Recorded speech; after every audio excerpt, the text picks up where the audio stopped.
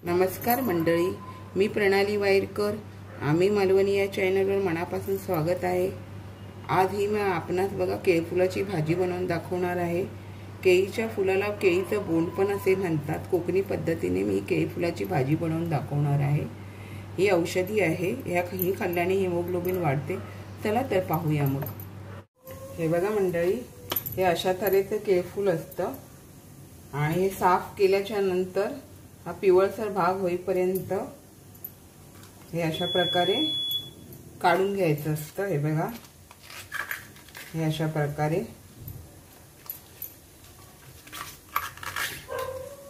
केळफुलाची भाजी करायला सोपी आहे, पण साफ करणं थोडं कठीण आहे. हात पण आपले काळे होतात.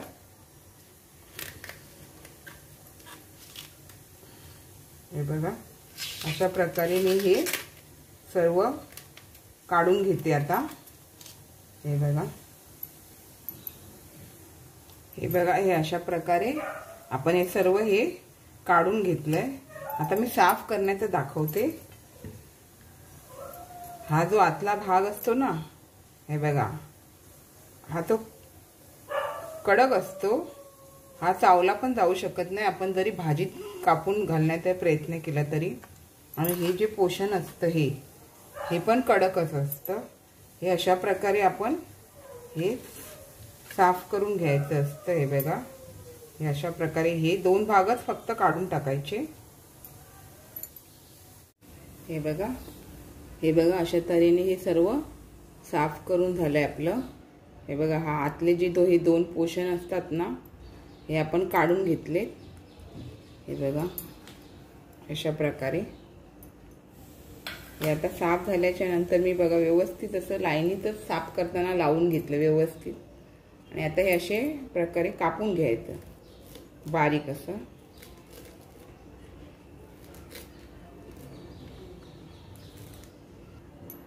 हे बघा, असं आपण कापत जातो ना, हे काळं पडत राहतं. आपली बोटं पण काळी पडतात. आता आपण हे जे बोंड राहिलेलं आहे ते आपण कापून दाखवते तुम्हाला. हे बघा, हे वेळेवर मी अशा प्रकारे बारीक करते.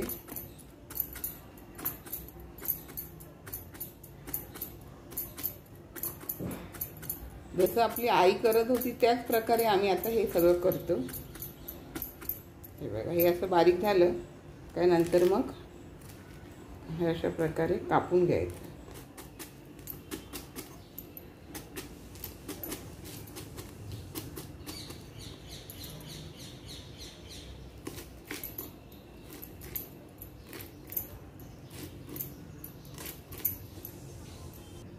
हे बघा, केळीच्या बोंडाची आता आपली भाजी व्यवस्थित कापून झाली आहे. ती आता पाण्यात घालायची. मी ही भाजी रात्रीची पाण्यात घालते आणि मग सकाळी बनवते. हा जो काळा ढीग आहे तो थोडाफार रात्री पाण्यामध्ये उतरून राहतो. हे बघा, अशी रात्रभर मी अशी पाण्यात घालून ठेवणार. आणि थोडंसं मी हे बघा 1 चमचा असं मीठ घालून ठेवते, जेणेकरून तो काळा अर्क आहे ना तो जास्त प्रमाणात निघून येतो. हे बघा, अशा प्रकारे. आणि मी ह्या भाजीमध्ये घालण्यासाठी आपला काळा वाटाणा आहे ना, तो पण रात्रभर पाण्यात भिजत ठेवते. हे बघा, अशा प्रकारे मी हे दोन्ही भिजत ठेवते रात्रभरासाठी. हे बघा, अशा प्रकारे हे दोन्ही मी रात्रभर भिजत ठेवते आणि सकाळी मग याची रेसिपी करून तुम्हाला दाखवते. हे बघा मंडळी, आता हे काळे वाटाणे पण भिजले. तर कुकरमध्ये घालून उकळून घेऊया छान. हे बघा, अशा प्रकारे हा सर्व ढीग आहे बघा, काळा ढीग असं सर्व पाण्यात उतरतं. हे बघा, आपण हे सर्व हे बघा त्यातच मग हे मी काळे वाटाणे आहे हे घालून घेते. आता हा 1 ग्लास पाणी घातलंय. 1 ग्लास पाणी माझ्या मते बस होणार.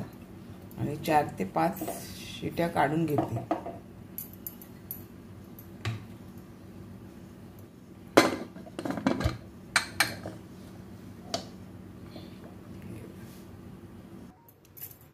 हे पहा मी केळफूल छान असं 5 ते 6 शिट्या काढून उकडून घेतलंय।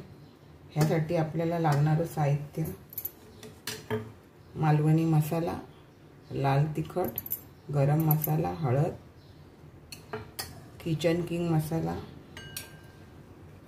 हिंग, चवीनुसार मीठ, तेल, 2 कांदे कापून घेतलेत बारीक, 1 टोमॅटो आणि 2 लसणीचे कांदे घेतले बारीक करून।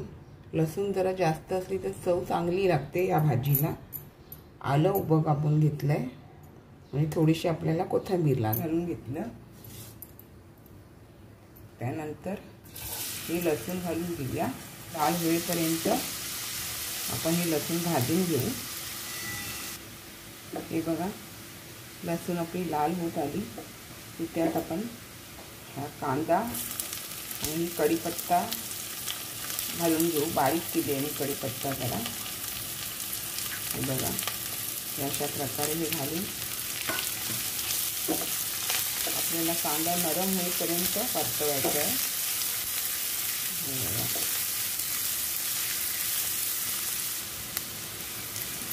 आपण यातनं आता टोमॅटो पण घालून घेऊया।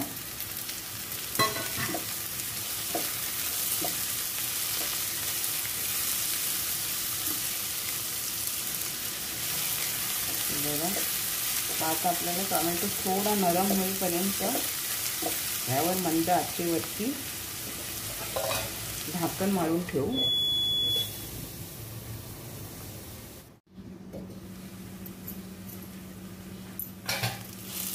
टोमॅटो छान असा नरम होत आलाय।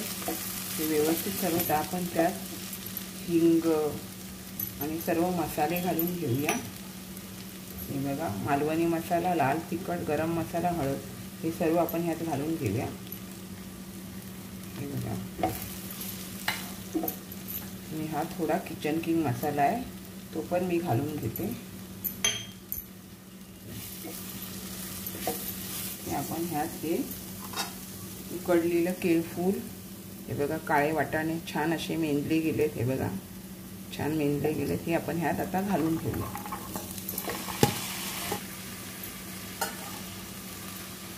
व्यवस्थित असं परतून घेऊ। आपण ह्यात चवीनुसार मीठ घालून घेऊ। हे बघा व्यवस्थित असं परतून घेऊया। हे बघा आता मीठ घालून व्यवस्थित परतून झालंय की थोडा गॅस मंद करून, हे बघा मी हे उभं आलं कापून घेतलेले हे मी नंतर घालते ही भाजी करताना। व्यवस्थित असं परतवून घेते, छान लागते।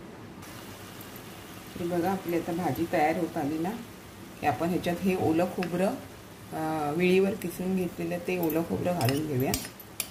हे बघा आणि हे बघा आता आपली ही भाजी मस्त अशी तयार झाली आहे। आता ह्यात आपण कोथिंबीर घालून घेऊ। व्यवस्थित आपली हे बघा छान अशी आपली केळफुलाची भाजी तयार झाली आहे मंडळी। आणि ही खरोखर औषधी आहे। अशा तऱ्हेने मी हे व्हेज नॉनव्हेज रेसिपी सहित आपणास भेटत राहील।